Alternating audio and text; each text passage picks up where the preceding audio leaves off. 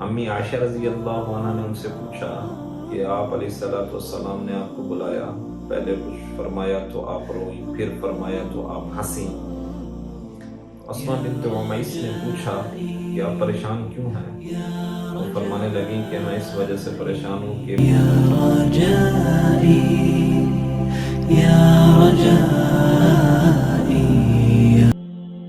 بسم اللہ الرحمن الرحیم، الحمد للہ وکفا والصلاة والسلام علی عبادہ الذین اصطفی، اما بعد۔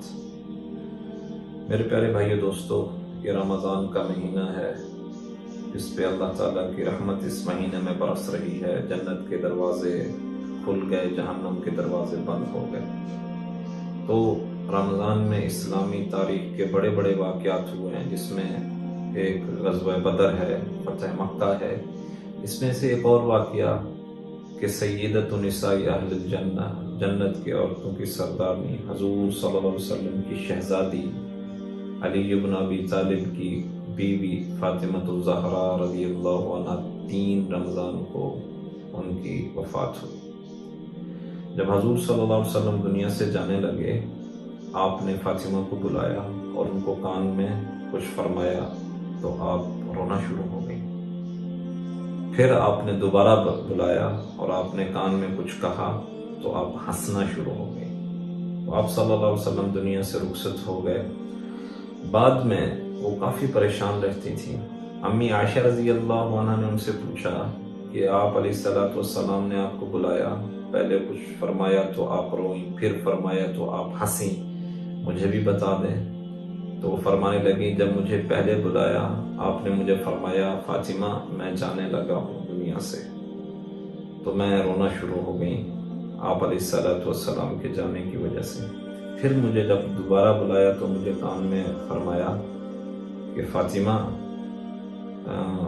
فاطمہ میرے خاندان میں سے سب سے پہلی ملاقات میری آپ سے ہونی ہے۔ تو وہ حضور صلی اللہ علیہ وسلم کے غم میں پریشان رہتی تھیں اور بیمار ہو گئیں۔ جب ان کے وفات کا وقت آیا تو وہ انتہائی پریشان تھیں۔ اسماء بنت عمیس نے پوچھا کہ آپ پریشان کیوں ہیں؟ تو فرمانے لگیں کہ میں اس وجہ سے پریشان ہوں کہ میری میت کے اوپر بھی کسی کی نظر نہ پڑے، کہ کسی کو یہ نہ پتہ چلے کہ فاطمہ کا قد لمبا تھا، چھوٹا تھا، دبلی تھی، پتلی تھی، کسی کو پتہ نہ چلے، اس وجہ سے پریشان ہوں۔ اللہ اکبر، موت کے بعد سوچ رہی ہیں کہ میری میت کو بھی ایسے اٹھایا جائے کہ کسی غیر محرم کی نظر نہ پڑے۔ تو اسماء بنت عمیس نے فرمایا، حبشہ میں یوں ہوتا ہے، ایک چارپائی ہو، چارپائی کے چاروں طرف لکڑی لگائی جائے، اس کے اوپر کپڑا ڈال دیا جائے، پھر درمیان میں میت کو رکھا جائے۔ تو یہ سن کر وہ خوش ہو گئیں اور آپ نے فرمایا کہ یہ میری وصیت ہے، علی کو کہنا مجھے اسی طرح ہی اٹھائے، اور دوسری وصیت کہ مجھے رات کی تاریکی میں اٹھائے کہ کسی کی نظر نہ پڑے مجھ پہ۔ اب خود سوچنے والی بات ہے کہ اٹھانے والے کون؟ صحابہ، اور جنازہ کس کا؟ اما ترضین ان تکونی سیدۃ نساء اہل الجنہ، تم اس بات سے راضی نہیں کہ تم جنت کی عورتوں کی سردارنی ہو؟ سردارنی کا جنازہ اٹھایا جا رہا ہے، اور سردار اٹھانے والے ہیں جو جن کے بارے میں اللہ فرمائے کہ میں ان سے راضی، یہ مجھ سے راضی۔ تو میرے پیارے بھائیو دوستو، ہم بھی اپنی زندگی کو ایسے گزاریں جس سے اللہ اور اللہ کے رسول راضی ہوں۔